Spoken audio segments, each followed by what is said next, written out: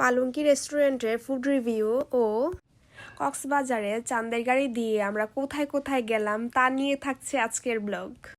আসসালামু আলাইকুম, hello everyone. আশা করি সবাই ভালো আছেন, সুস্থ আছেন। আমিও আলহামদুলিল্লাহ ভালো আছি, সুস্থ আছি। আমার নিউ ব্লগে আপনাদের সবাইকে ওয়েলকাম। সকালে ঘুম থেকে উঠে রেডি হয়ে চলে আসলাম রেস্টুরেন্টে নাস্তা খেতে। প্রথমে ডিম খেয়েছিলাম, ডিম খেয়ে এখন চা খাচ্ছি। চায়ের কাপের নিচের অবস্থাটা জাস্ট দেখেন, আল্লাহ! এখন ভয়েস দিতে এসে আমি খেয়াল করলাম। যাই হোক, শুধু চা খেলেই তো হবে না, চা দিয়ে এখন আবার রুটিও খেয়ে নিচ্ছি। নাস্তা শেষ করে আমরা একটা চাঁদের গাড়ি ভাড়া করে নিলাম। এই যে এটা হচ্ছে আমাদের গাড়ি। এটা আমরা সারাদিনের জন্য নিয়েছিলাম, ভাড়া রেখেছিল 6,500 টাকা মেবি। আমরা এত পরিমাণে মজা করেছি এই গাড়িতে, মনে হয় যে টাকা উসিল হয়ে গেছে। কক্সবাজারে এর আগে কখনো চাঁদের গাড়ি দিয়ে ঘোরা হয়নি, এইবারই প্রথম। কিন্তু সাজেকে তারপর বান্দরবনে উঠেছিলাম, বাট কক্সবাজারে ফার্স্ট টাইম, তো ভালোই লেগেছে। দেখেন পাশের বাড়ির ভাবিরা কি করে। ভাবিরা কিন্তু খুবই মজার মানুষ। এটা হচ্ছে আরেক ভাবি, আর ওইটা হচ্ছে আমার ডার্লিং। আমরা বক্স নিয়ে গিয়েছিলাম, কিন্তু বক্সের সাউন্ড একদমই কম ছিল। তারপর চান্দার গাড়িতেই বক্সের সিস্টেম ছিল, তো বক্সে গান বাজিয়ে আমাদের তো উড়াদুরা নাচ শুরু হয়ে গিয়েছিল। আর এই যে পাশের বাসার ভাবিরা আমার ভাইকে নিয়ে যে কি টানাটানি শুরু করছে, মানে একজনের পর একজন সিরিয়াল দেয়। 3 জন আমার ভাইটারে পুরো জ্বালাই মেরে ফেলছে। আমার ডার্লিং এর সাথে একটু নাচতে চাইছিলাম, কিন্তু ডার্লিং তো লজ্জায় পুরা শেষ। ডার্লিং এর জন্য সবাই দোয়া করবেন। এই যে দেখেন আরেকজন আইছে আবার নাচতে। মানে এগুলার তো মানে কোনো বয়ফ্রেন্ড নাই। আমার এই ছোট ভাইডারে নিয়ে যে কি শুরু করছে, আল্লাহ মাফ করুক। নাউজুবিল্লাহ নাউজুবিল্লাহ। এই বাচ্চা ছেলেটা আমাদের গাড়িতে মানে চলতি গাড়ির মধ্যে লাফ দিয়ে উঠে গেছে। তো তাই আমি মাহিকে বললাম, যেহেতু উঠছে থাক, পপকর্ন নাও। আমাদের খাওয়ার ইচ্ছে ছিল না, তো যেহেতু উঠছে তাই আর কি নিয়ে নিলাম। আমাদের গাড়িওয়ালা মামা আমাদের মায়ানমার বর্ডার পর্যন্ত নিয়ে গিয়েছিল।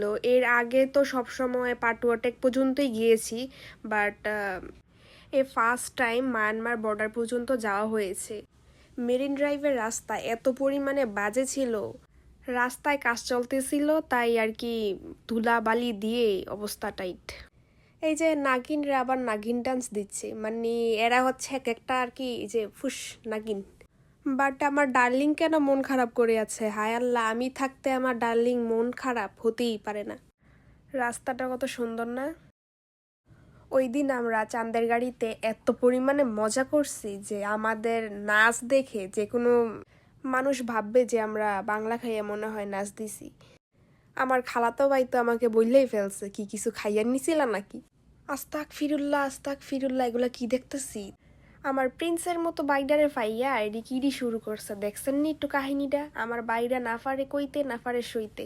দেখেন 3টাই মিল্লা গেছে, আমার বাইডা কি পারে? মালার এ গানে নাচতাছে, বলেন তো আপনারাই যে কয়টাই দিব মালা?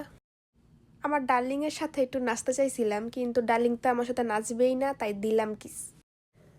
তারপর আবার শুরু হয়ে গেল আমার আর পাশের বাড়ির ভাবির ডান্স। কপিরাইট খাওয়ার ভয়ে আমি এখানে মিউজিকটা দিচ্ছি না। অনেক ভিডিওতে মিউজিক দিলে হয়তো আপনাদের বেশি ভালো লাগতো, কিন্তু কিছু করার নাই। যাই হোক, নাচতে নাচতে চলে আসলাম শাহাপরি দ্বীপে। শাহাপরি দ্বীপ থেকে একটু সামনেই মায়ানমার বর্ডার। শাহাপরি দ্বীপে আমরা 10 মিনিটের মতো ঘুরে তারপর আবার গাড়ি ঘুরিয়ে চলে আসলাম টেকনাফ 0 পয়েন্টে। যেহেতু আসার পথে আমরা কোথাও নামিনি, তাই যাওয়ার পথে একটু একটু করে সব জায়গায় নেমেছিলাম। আমাকে দেখতে পাচ্ছেন না যে আমি টপস পরে আছি? একটু পরেই দেখবেন আবার আমি শাড়ি পরেছি। কিভাবে সম্ভব? আসলে আমি ব্যাগে করে শাড়ি নিয়ে গিয়েছিলাম, তারপর কোনো রকম টপসের উপর পেঁচিয়ে এই যে ভিডিওটা করেছি।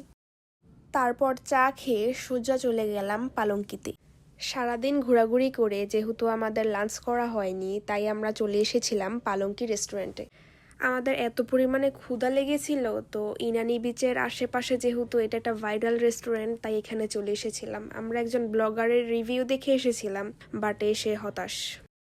রেস্টুরেন্টের মেনু কার্ডের খাবারের নামগুলা এত ফানি ছিল, মানে আমরা খুব এনজয় করেছি নামগুলা পড়তে পড়তে।